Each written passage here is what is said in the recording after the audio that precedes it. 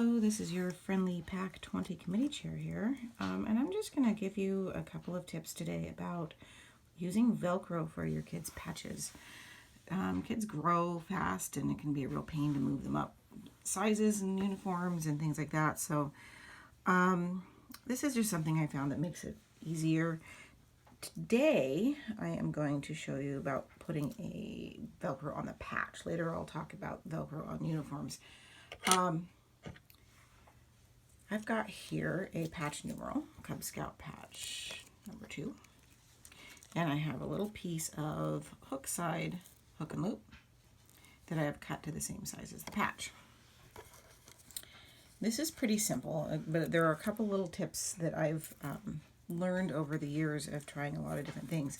One of them is that I prefer to use the same color bobbin and upper thread, because sometimes I might want to sew it this way and sometimes I might want to sew it that way, and if I'm switching things around, I don't have to worry about what color it is. The other thing that I've discovered more recently is I always used to try to pin it on here, and that's really hard with Velcro because it's not as flexible as regular fabric. And I discovered a little tip, and that's these little clips. These are Clover brand Wonder Clips, so you can find them on Amazon or whatever. So it's just a little clip like that. And I just go ahead and clip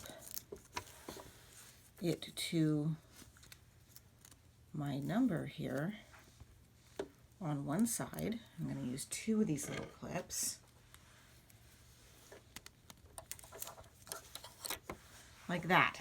Okay, that holds this in place while I do the sewing. And for this particular one, I'm going to go ahead and actually I'm going to turn the clips over because they're flatter on one side than the other. So let's go ahead and flip them over. Ah, dropped one. That's okay. Like that. Okay.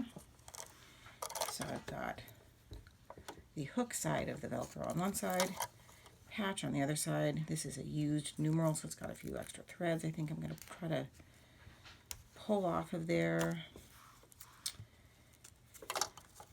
Sometimes I also will cut a bigger piece of Velcro and sew more than one number to it. But in this case, I'm putting together a uniform for a kiddo that may be going back and forth between 2 packs. And so I just want to give them a little more flexibility. Both packs have the number 2 in their number. So that's what I'm doing here.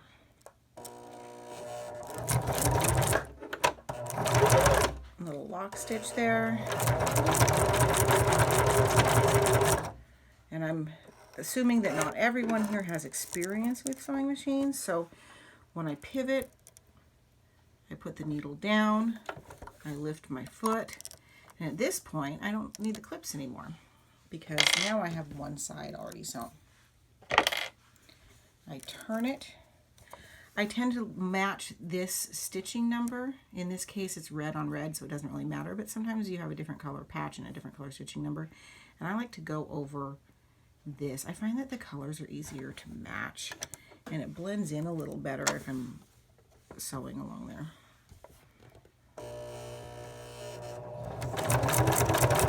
Nice and slow.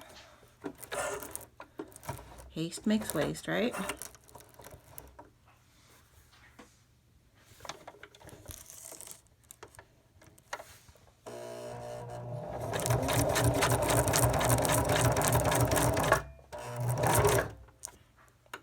I overshot a little, so I'll put my back foot on and just do a couple of little stitches by hand real quick.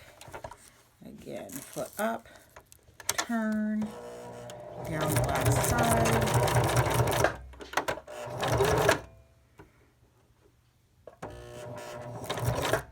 And we're done. Just like that.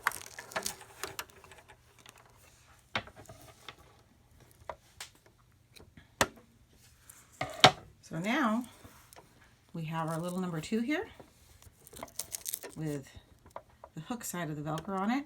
I always use the hook side on the patch and the loop side on the fabric.